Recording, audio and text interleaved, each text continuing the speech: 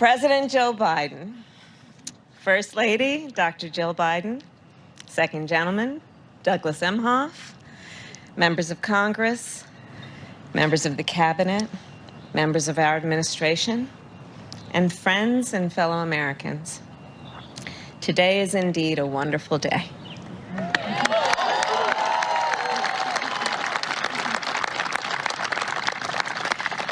As we gather to celebrate the confirmation of the next Justice of the United States Supreme Court, Judge Ketanji Brown Jackson.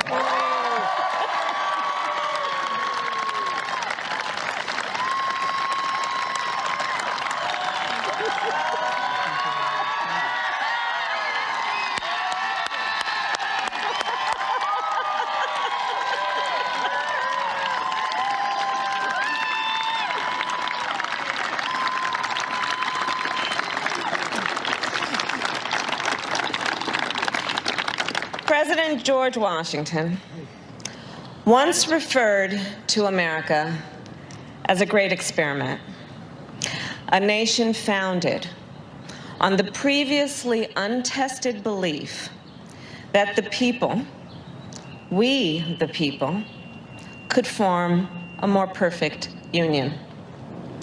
And that belief has pushed our nation forward for generations. And it is that belief that we reaffirmed yesterday.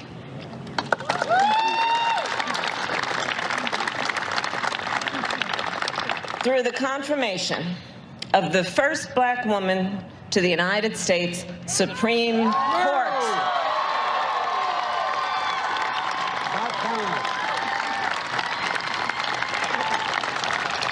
And Judge Jackson, you will inspire generations of leaders. They will watch your confirmation hearings and read your decisions. In the years to come, the court will answer fundamental questions about who we are and what kind of country we live in. Will we expand opportunity or restrict it? Will we strengthen the foundations of our great democracy or let them crumble? Will we move forward or backward? The young leaders of our nation will learn from the experience, the judgment, the wisdom that you, Judge Jackson, will apply in every case that comes before you, and they will see, for the first time, 4 women sitting on that court at one time.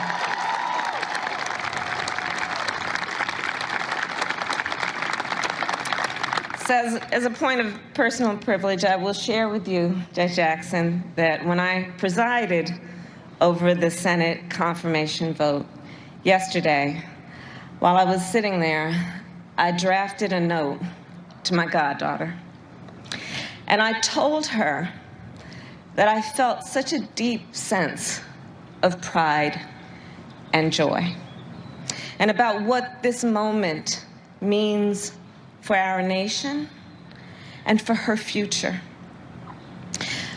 And I will tell you, her braids are just a little longer than yours.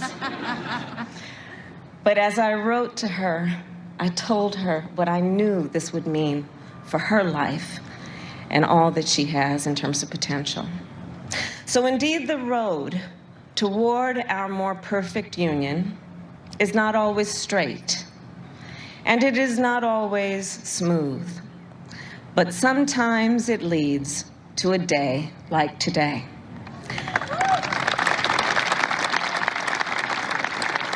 A day that reminds us what is possible when progress is made, and that the journey, well, it will always be worth it.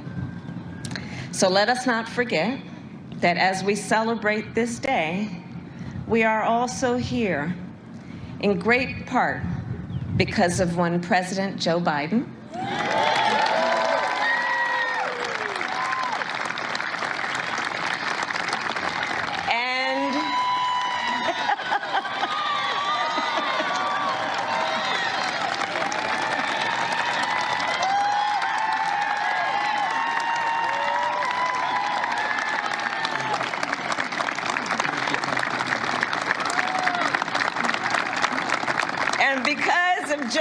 Biden's vision and leadership and commitment, a lifelong commitment to building a better America.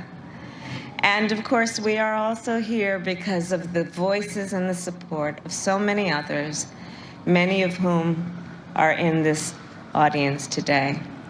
And with that, it is now my extreme and great honor to introduce our president, Joe Biden.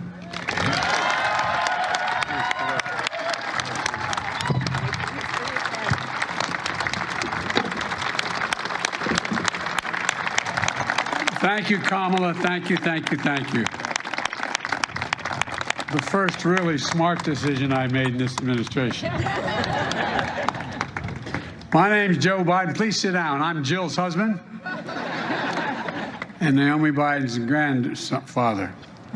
And folks, now yesterday, this is not only a sunny day. I mean this from the bottom of my heart. This is going to let so much sun shine on so many young women, so many young black women, so many minorities, that it's real. It's real. We're going to look back, nothing to do with me. We're going to look back and see this as a moment of real change in American history. I was on the phone this morning, Jesse, with President Ramaphosa of South Africa. And he was talking about how the time that I was so outspoken about what was going on in my meeting with Nelson Mandela here. And I said, you know, I'm shortly going to go out, I'm looking out the window. I'm going to go out on this, what they call the South Lawn in the White House. And I'm going to introduce to the world, the first African-American woman out of over 200 judges on the Supreme Court. And he said to me, he said, keep it up. Keep it up. We're going to keep it up. And folks, yesterday we all witnessed a truly historic moment presided over by the Vice President. There are moments that people go back in history and they're literally historic, consequential, fundamental shifts in American policy. Today, we're joined by the First Lady, the Second Gentleman, and members of the Cabinet, Senate Majority Leader, there you are, Chuck, Senate Majority Leader, and so many who made this possible. And today is a good day, a day that history is going to remember, and in the years to come, they're going to be proud of what we did, and we're going to try what Dick Durbin did as the chairman of the committee. I'm serious, Dick. I'm deadly earnest when I say that. To turn our children and grandchildren to say, I was there. I was there. This is one of those moments, in my view. My fellow Americans, today I'm honored to officially introduce to you the next Associate Justice of the Supreme Court of the United States, Ketanji Brown Jackson.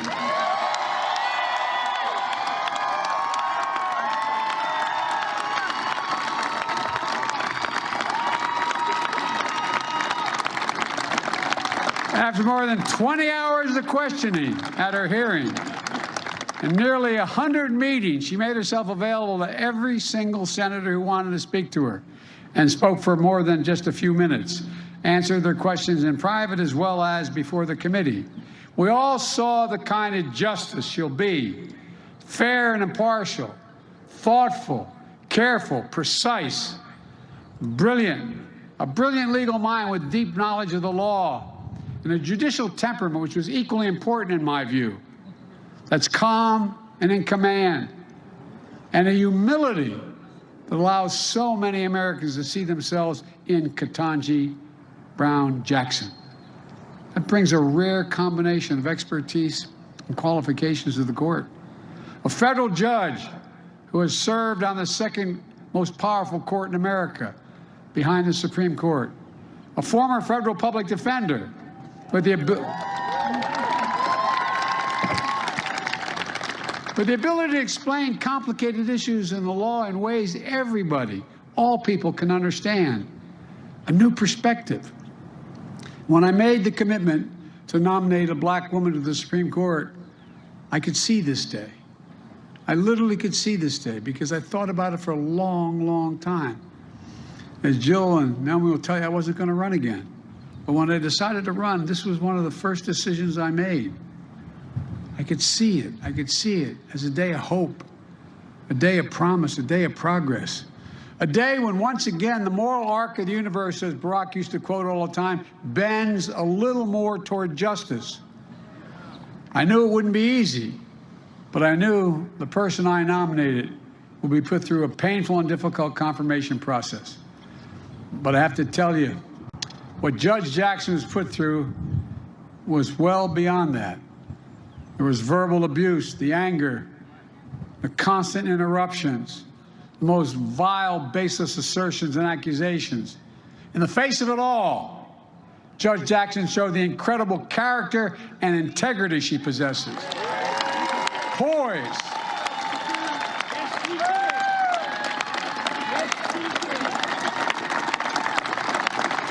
Poise and composure, patience and restraint, and yes, perseverance and even joy,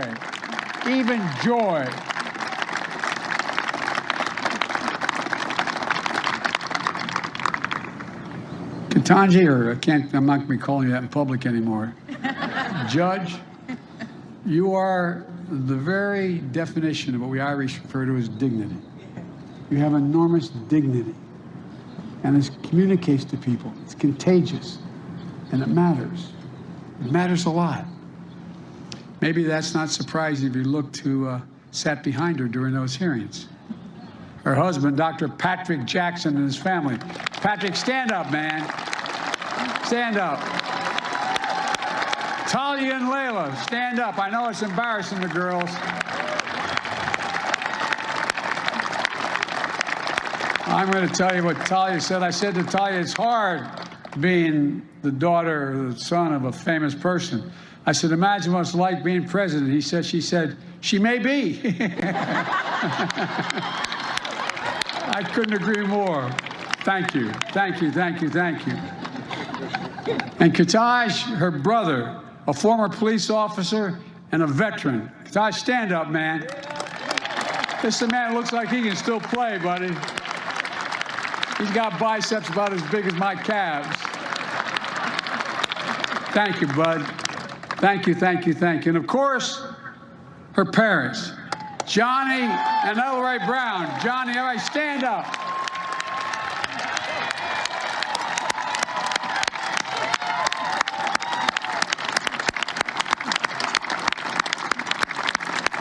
I'll tell you what,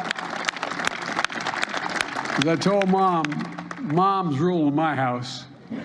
Oh, you not think I'm kidding. I'm not. My mom and my wife as well. Look, people of deep faith, the deep love of family and country, that's what you represent. Who know firsthand, Mom and Dad, the indignity of Jim Crow, the inhumanity of legal segregation, and you had overcome so much in your own lives. You saw the strength of parents and the strength of a daughter that is just worth celebrating. I can't get over, Mom and Dad, what you did and your faith and never giving up any hope. And both that wonderful son you have and your daughter. And that strength lifted up millions of Americans who watched you, Judge Jackson, especially women and women of color, who have had to run the gauntlet in their own lives. So many of my cabinet members are women of color, women that represent every sector of the community. And it matters. And you stood up for them as well. They know it. Everybody out there, every woman out there, everyone, am I correct? Just like they have. And same with the women members of Congress as well, across the board. Look, it's a powerful thing when people can see themselves in others. Think about that. What's the most powerful thing? I'll bet every one of you can go back and think of a time in your life where there was a teacher, a family member, a neighbor, somebody who made you believe that you could be whatever you wanted to be. It's a powerful, powerful, powerful notion. That's one of the reasons I believe so strongly that we needed a court that looks like America, not just the Supreme Court. That's why I'm proud to say, with the great help of Dick Durbin, I've nominated more black women judges of federal appeal courts than all previous presidents combined.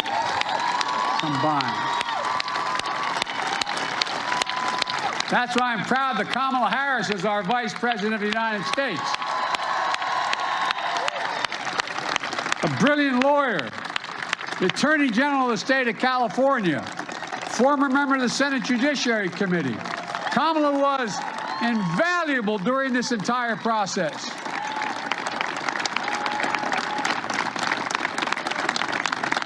And Chuck, our majority leader, I want to thank you, pal. You did a masterful job in keeping the caucus together, getting this vote across the finish line in a timely and historic manner. Just watching on television yesterday, watching when the vote was taken on the Democratic side, the way people, there was such enthusiasm, genuine. You can tell when it's real. You can tell when it's real. Did an incredible job, Chuck. Thank you so much. Folks, because you're all able to sit down and don't have to stand, I'm going to go on a little longer here and tell you. I want to say something about Dick Durbin again. Dick, I'm telling you, overseeing the hearing, how you executed the strategy by the hour, every day to keep the committee together. And you have a very divided committee with some of the most conservative members of the Senate on that committee. It was especially difficult with an evenly divided Senate.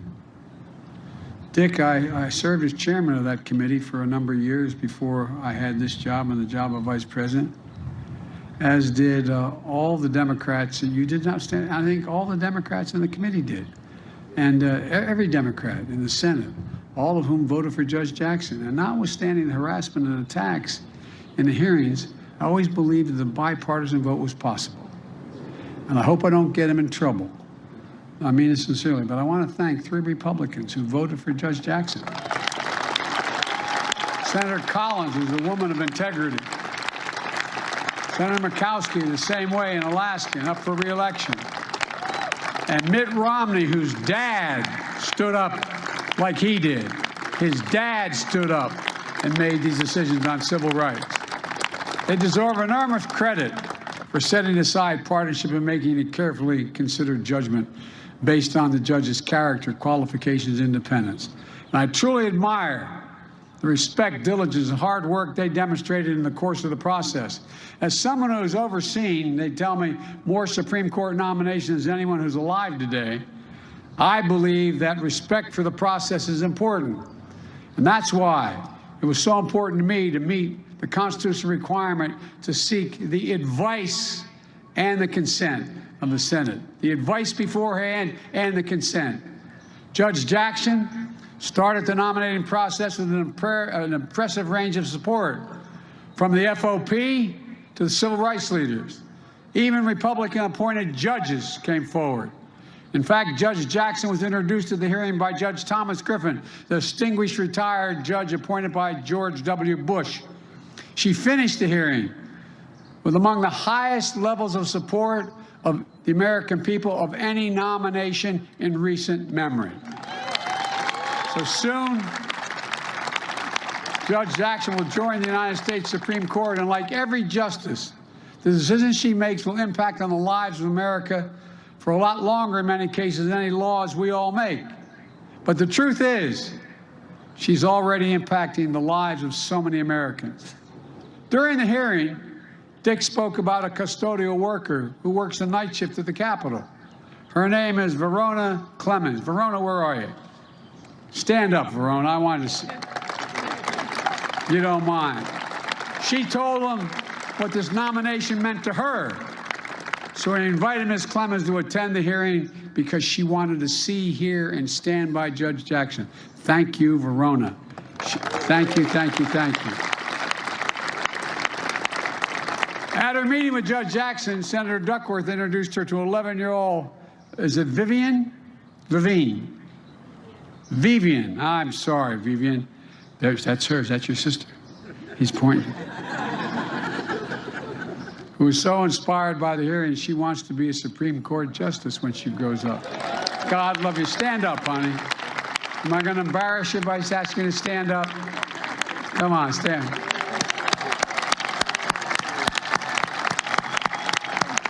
There's tens of thousands of Veens all through the entire United States. She met Judge Jackson and saw her future.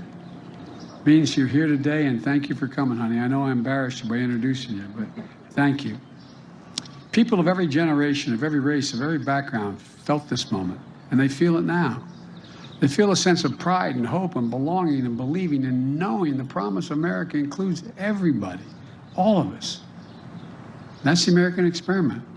Justice Breyer talked about it when he came to the White House in January to announce his retirement from the court. He used to technically work with me when I was on the Judiciary Committee, and that's before he became a justice. He's a man of great integrity. We're going to miss Justice Breyer.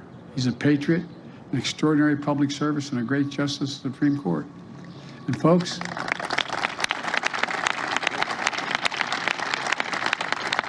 let me close with what I've long said. America is a nation that can be defined in a single word. I was in the foothills of the Himalayas with Xi Jinping, traveling with him. I guess we traveled 17,000 miles when I was vice president. I don't know that for a fact. And we were sitting alone. I had an interpreter and he had an interpreter. And he looked at me in all seriousness. He said, "Can you define America for me?" And I said what many of you heard me say for a long time. I said, "Yes, I can. In one word, possibilities. Possibilities. That in America, everyone should be able to go as far as their hard work and God-given talent will take them, and possibilities. We're the only ones. That's why we're viewed as the ugly Americans. We think anything's possible." And the idea that a young girl who was dissuaded from even thinking you should apply to Harvard Law School, don't raise your hopes so high. Well, I don't know who told you that, but I'd like to go back and invite her to the Supreme Court. She can see the interior. Look, even the Supreme Court of the United States of America. Now, folks, it's my honor, and it truly is an honor. I've been looking forward to it for a while, to introduce you the next Associate Justice of the United States Supreme Court, the Honorable Ketanji Brown Jackson.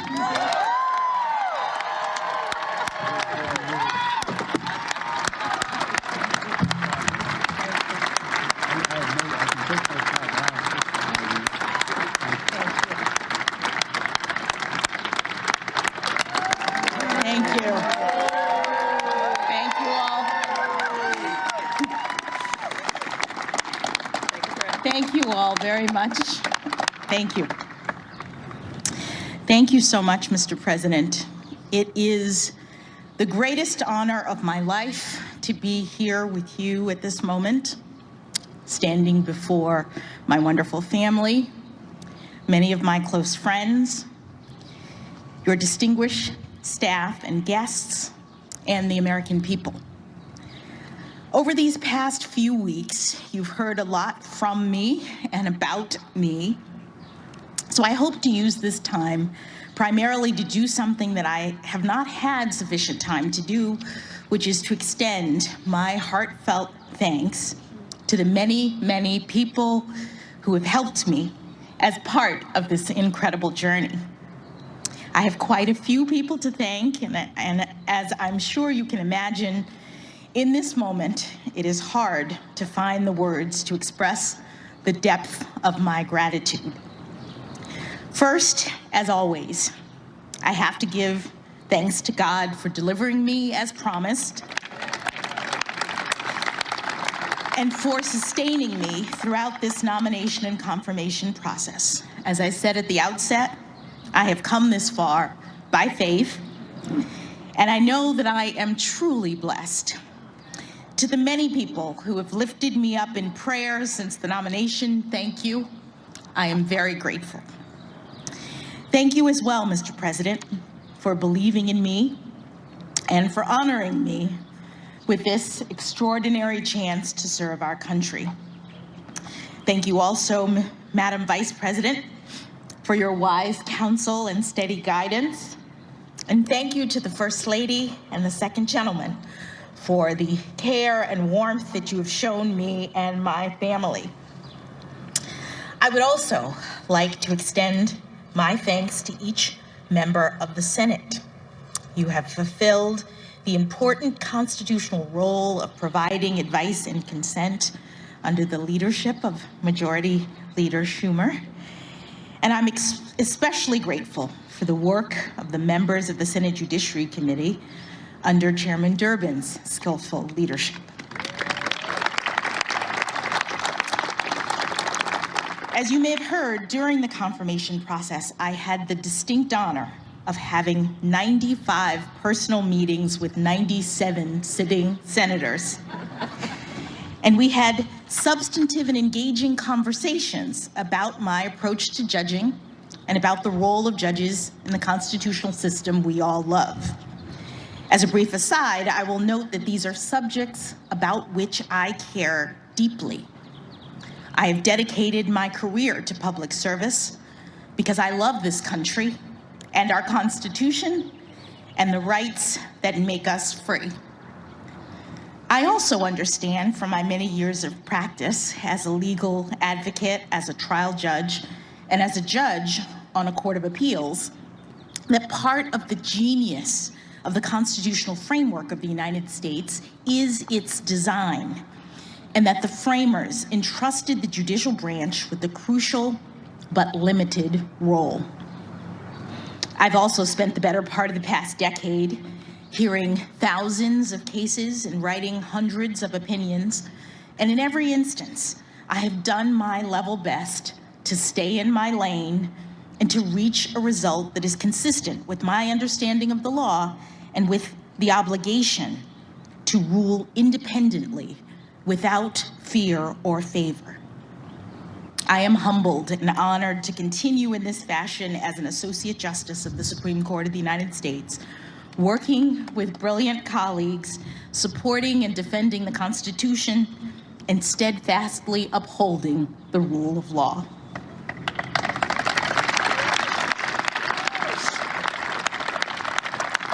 But today, at this podium, my mission is far more modest. I'm simply here to give my heartfelt thanks to the categories of folks who are largely responsible for me being here at this moment. First, of course, there is my family. Mom and Dad, thank you, not only for traveling back here on what seems like a moment's notice, but for everything you've done and continue to do for me. My brother Ketanji is here as well. You've always been an inspiration to me as a model of public service and bravery, and I thank you for that. I love you all very much. To my in-laws, Pamela and Gardner Jackson, who are here today, and my sisters-in-law and brothers-in-law, William and Dana, Gardy and Natalie, thank you for your love and support. To my daughters, Talia and Layla, I bet you never thought you'd get to skip school by spending a day at the White House. This is all pretty exciting for me as well, but nothing has brought me greater joy than being your mother. I love you very much.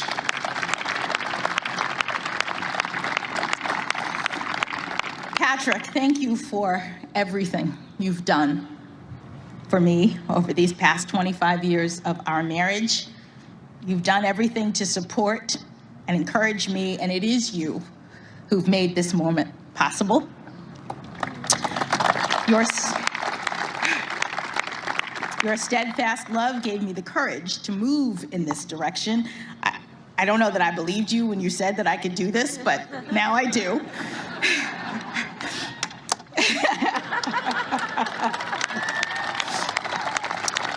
And for that, I'm forever grateful. In the family category, let me also briefly mention the huge extended family, both Patrick's and my own, who are watching this from all over the country and the world. Thank you for supporting me. I hope to be able to connect with you personally in the coming weeks and months. Moving on briefly to the second category of people that warrant special recognition, those who provided invaluable support to me professionally in the decades prior to my nomination, and the many, many friends I have been privileged to make throughout my life and career. Now, I know that everyone who finds professional success thinks they have the best mentors, but I truly do. I had 3 inspiring jurists for whom I had the privilege of clerking: Judge Patty Saris, Judge Bruce Selya, and of course, Justice Stephen Breyer.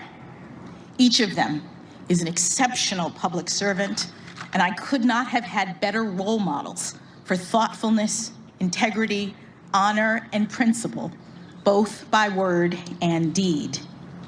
My clerkship with Justice Breyer in particular was an extraordinary gift, and one for which I've only become more grateful with each passing year. Justice Breyer's commitment to an independent, impartial judiciary is unflagging. And for him, the rule of law is not merely a duty, it is his passion. I am daunted by the prospect of having to follow in his footsteps, and I would count myself lucky, indeed, to be able to do so with even the smallest amount of his wisdom, grace, and joy. The exceptional mentorship of the judges for whom I clerked has proven especially significant for me during this past decade of my service as a federal judge.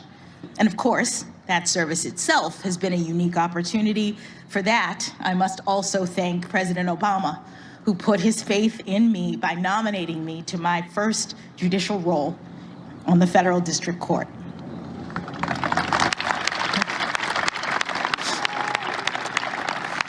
This brings me to my colleagues and staff of the Federal District Court in Washington, D.C. and the D.C. Circuit. Thank you for everything. I am deeply grateful for your wisdom and your battle-tested friendship through the years. I also want to extend a special thanks to all of my law clerks, many of whom are here today, who have carved out time and space to accompany me on this professional journey. I'm especially grateful to Jennifer Gruda, who has been by my side since nearly the outset of my time on the bench and has promised not to leave me as we take this last big step. To the many other friends that I have had the great good fortune to have made throughout the years, from my neighborhood growing up, from Miami Palmetto Senior High School, and especially the debate team. From my days at Harvard College, where I met my indefatigable and beloved roommates, Lisa Fairfax, Nina Coleman Simmons, and Antoinette Sequeira Coakley. They are truly my sisters. To my time at Harvard Law School and the many professional experiences that I've been blessed to have since graduation, thank you. I have too many friends to name, but please know how much you've meant to me and how much I have appreciated the smiles, the hugs, and the many atta-girls that have propelled me forward to this day. Finally, I'd like to give special thanks to the White House staff and the special assistants who provided invaluable assistance in helping me to navigate the confirmation process. My trusted Sherpa, Senator Doug Jones, was an absolute godsend.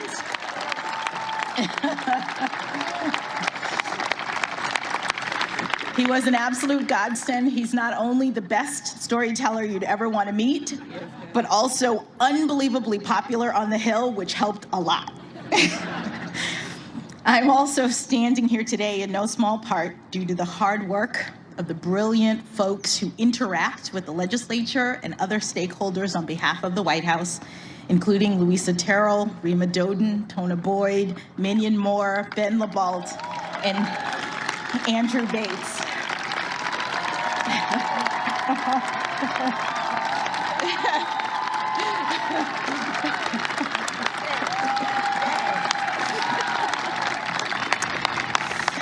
I am also particularly grateful for the awe-inspiring leadership of White House counsel Dana Remus.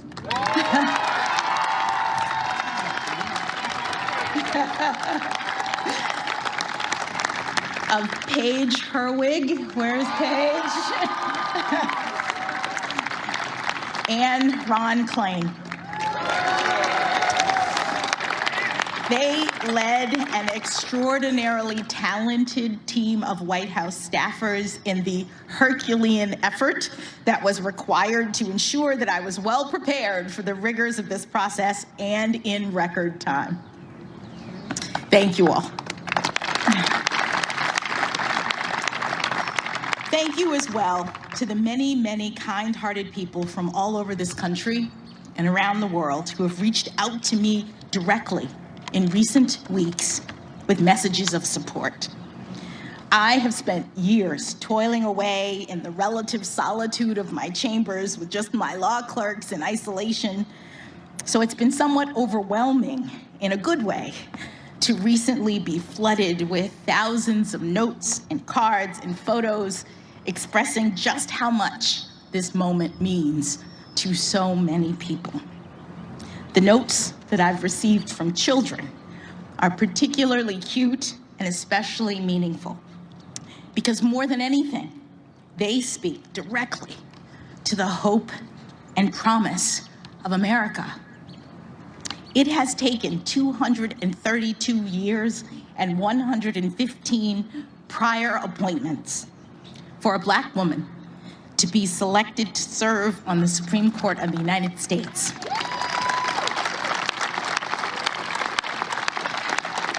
But we've made it.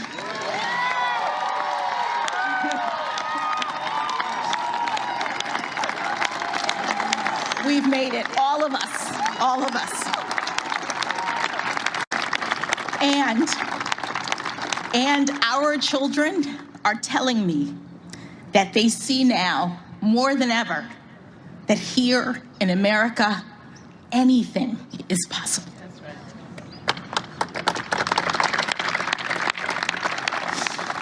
They also tell me that I'm a role model, which I take both as an opportunity and as a huge responsibility.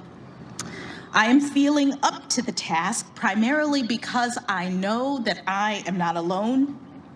I am standing on the shoulders of my own role models, generations of Americans who never had anything close to this kind of opportunity, but who got up every day and went to work, believing in the promise of America, showing others through their determination and, yes, their perseverance that good things can be done in this great country.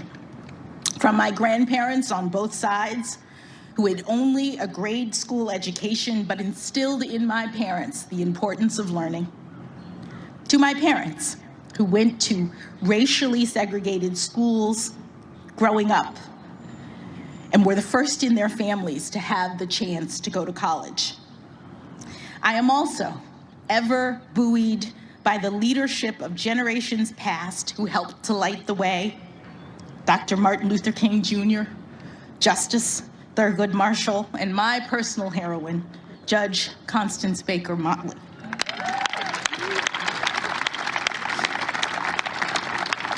They and so many others did the heavy lifting that made this day possible.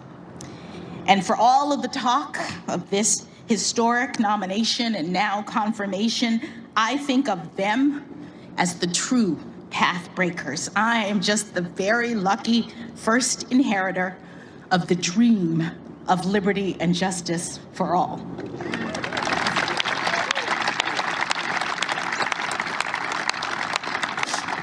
To be sure, I have worked hard to get to this point in my career, and I have now achieved something far beyond anything my grandparents could have possibly ever imagined.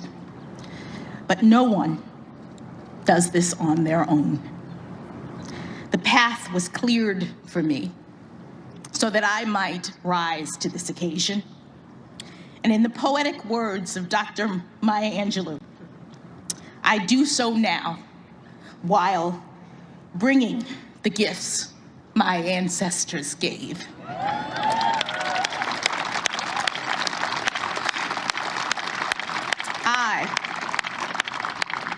I am the dream and the hope of the slave.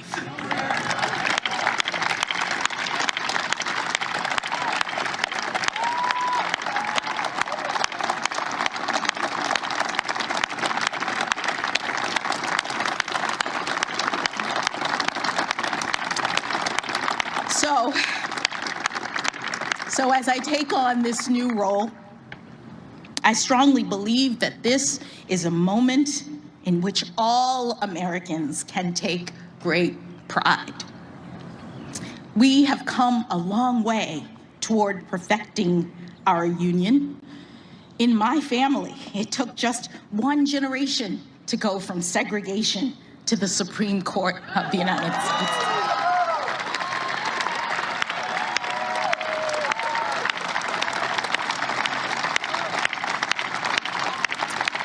And it is an honor, the honor of a lifetime, for me to have this chance to join the court, to promote the rule of law at the highest level, and to do my part to carry our shared project of democracy and equal justice under law forward into the future. Thank you again, Mr. President and members of the Senate, for this incredible honor.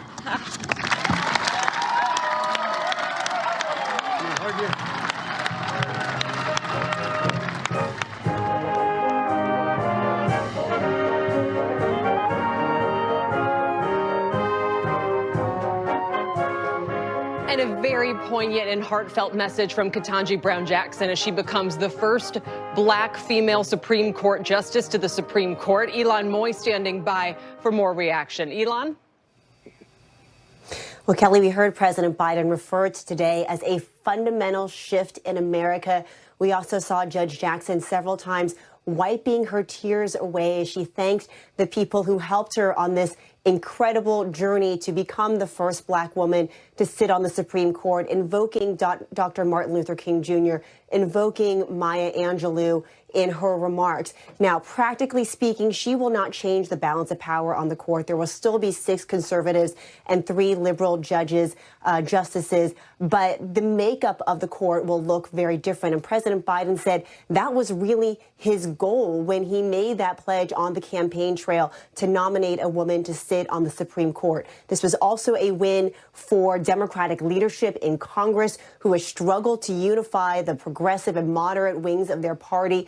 All 50 Democratic senators voted in favor of her. They were also able to win over 3 Republicans to their side as well. The president thanked Majority Leader Chuck Schumer in his remarks for keeping the conference together. Chuck Schumer likes to say that Judge Jackson is brilliant, beloved, and belongs on the Supreme Court. And now it is official. The Senate has confirmed her to this historic position as the first woman, the first black woman to sit on the Supreme Court. Ilan, thank you very much. Ilan Moy.